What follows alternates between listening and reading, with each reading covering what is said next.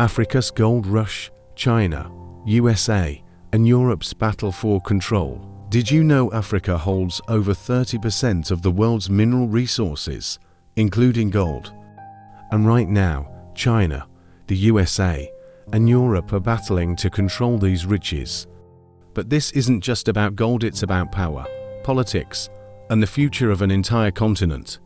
Let's dive into the truth behind this modern gold rush. In this video, we'll uncover the global power struggle over Africa's gold, the hidden costs for the continent, and what this means for you. By the end, you'll see why this battle for gold has far-reaching consequences for the world economy and Africa's future. Africa isn't just the cradle of humanity, it's the treasure chest of the world. With over 20 gold-rich countries, from South Africa to Sudan, the continent accounts for nearly 30% of global gold production. But here's the twist: most of this wealth doesn't stay in Africa. Historically, gold mining in Africa has been controlled by foreign powers. During colonial times, European nations extracted wealth, leaving African countries impoverished. Post-independence, many nations hoped to take control of their resources, but foreign companies and governments continued to dominate through new tactics: investment, debt, and political pressure. Today, Africa's gold isn't just about wealth, it's a strategic asset. Gold reserves back currencies, stabilize economies, and are critical in global financial systems. This makes controlling gold a matter of power, and Africa is the battleground. China's strategy: 2 minutes. Let's start with China, the most aggressive player in this modern gold rush. Over the past 2 decades, China has invested over $100 billion in Africa, much of it tied to resource extraction. In Ghana, for instance, Chinese mining companies dominate the industry, often operating illegally. The environmental toll is staggering: polluted rivers and devastated ecosystems. But China's influence goes beyond mining. Through its Belt and Road Initiative, China funds massive infrastructure projects, from railways to ports. These loans often tie African nations to contracts that favor Chinese companies. For example, in Zambia, Chinese firms gained control of key mining sites when the government couldn't repay its debts. Critics call this debt trap diplomacy, but China argues it's simply providing what Africa needs: capital and development. The US's strategy: the US plays a different game. While China focuses on infrastructure, America emphasizes military partnerships and corporate influence. US markets. But some argue this is more about securing influence than empowering African economies. Behind the scenes, the US is focused on one thing: countering China's growing dominance. Europe has a long and complicated history with Africa. Countries like France and the UK still maintain deep economic ties. French companies, for instance, control significant gold mining operations in Mali, a country that's been rocked by instability. Some argue this instability is exacerbated by foreign interference, as global powers seek to secure their gold interests. Meanwhile, Europe positions itself as a partner for sustainable development.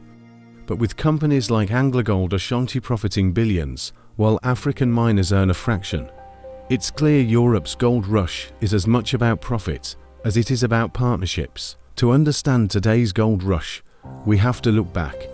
During the colonial era, European powers carved up Africa in the infamous Berlin Conference of 1884. These borders were drawn not for African benefit, but to control resources, including gold. In South Africa, gold fueled the rise of the British Empire, while millions of Africans labored under brutal conditions. The apartheid regime later used gold profits to sustain its oppressive rule. Fast forward to the 20th century, and newly independent nations hope to reclaim their resources.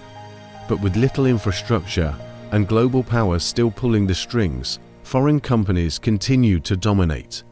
This cycle of exploitation laid the groundwork for today's struggles. But while global powers profit, what's the cost for ordinary Africans? From toxic mercury in rivers to dangerous working conditions, the human toll is staggering. Stick around as we expose the dark side of this gold rush. Let's talk about the human and environmental costs. In Sudan, artisanal miners risk their lives daily in unregulated mines, often for a few dollars a day. In Tanzania, entire communities have been displaced to make way for foreign-owned gold projects. Environmental destruction is another massive issue. In Ghana, illegal gold mining, often involving Chinese operators, has polluted key water sources, threatening agriculture and drinking water. But Africa isn't just a victim. Some countries are fighting back. Tanzania recently renegotiated contracts with Barrick Gold, ensuring more profits stay local. South Africa is leading efforts to enforce stricter environmental laws. These are small victories, but they show that African nations can push back against global powers. This gold rush isn't just Africa's story, it's the world's. With gold demand rising, especially in technology and finance, the battle for resources will only intensify. For China, the US, and Europe, controlling Africa's gold isn't just about wealth, it's about geopolitical dominance. But for the rest of us, this should raise questions.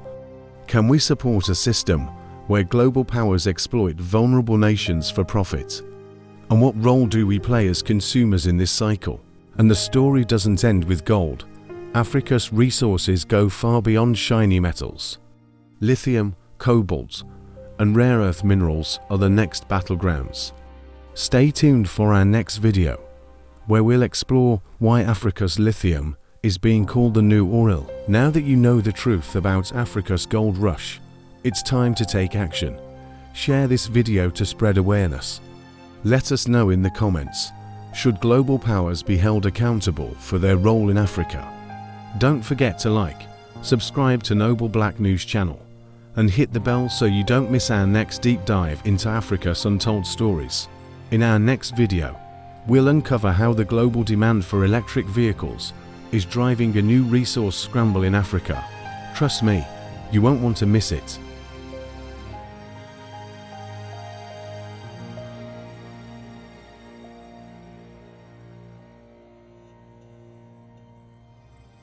Thank you for watching Noble Black News, where we strive to bring you the real stories and perspectives that truly matter.